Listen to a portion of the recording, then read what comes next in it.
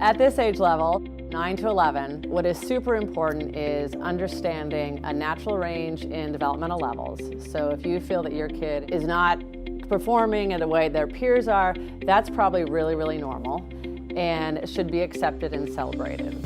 Things are kind of asynchronous at this stage. I mean, they may be really, super organized in one area, but may still seem a little bit more like that little kid in other areas. And the other thing that really happens here is kids are starting to begin to handle abstract concepts in thinking. They're starting to read more deeply. So opportunities to do that are really, really important.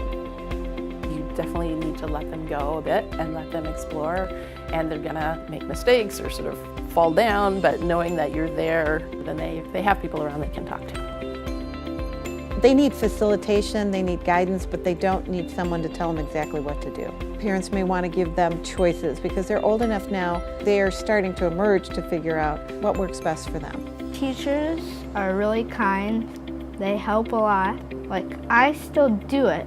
They ask me a more specific question, like what it means, and then I answer it, then I can do it.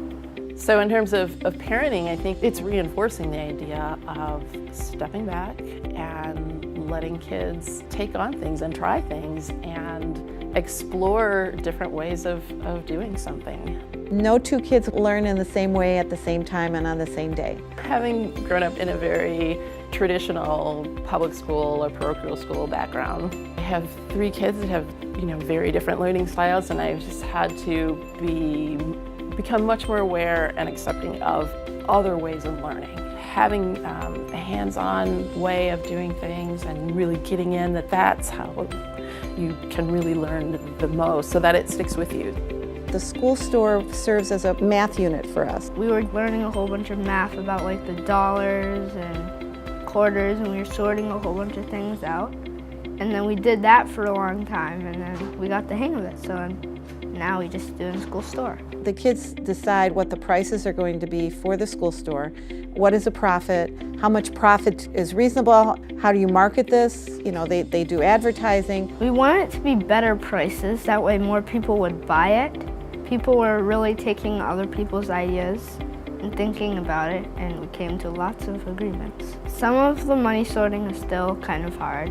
The older kids will come back to the school store and they have the utmost empathy for the kids who are working because they've been there. I think in order to learn, to get beyond what you know and enter that, learning something new, you could be wrong. And if you're in an environment where you're afraid to speak up and say something that might be wrong, then you're just sort of stuck. Trying to think about what's going to be a good fit for our kids, it just never occurred to me, but that's really been the thing that's been the most valuable to me. You learn from making mistakes. So this is something that also is very emotional for some kids, and that's a lifelong skill that you need to know is what if something comes up to you that's challenging. So that's what parents need to do, is give them support to try something, take a risk, make a mistake. I feel like I've learned that everything isn't easy, and sometimes you're gonna fail at some stuff, but I've also learned that there are some things that you don't have to be good at to do them well. I look at each child as an individual. A child could be proficient in a certain skill, but there isn't a timetable on it. What we do want to see is growth. I accomplish a lot of things, at the same time don't accomplish a lot of things, but then later I accomplish it. I like it kind of to be a challenge sometimes because then if you work hard and once you accomplish it, more harder things seem easier.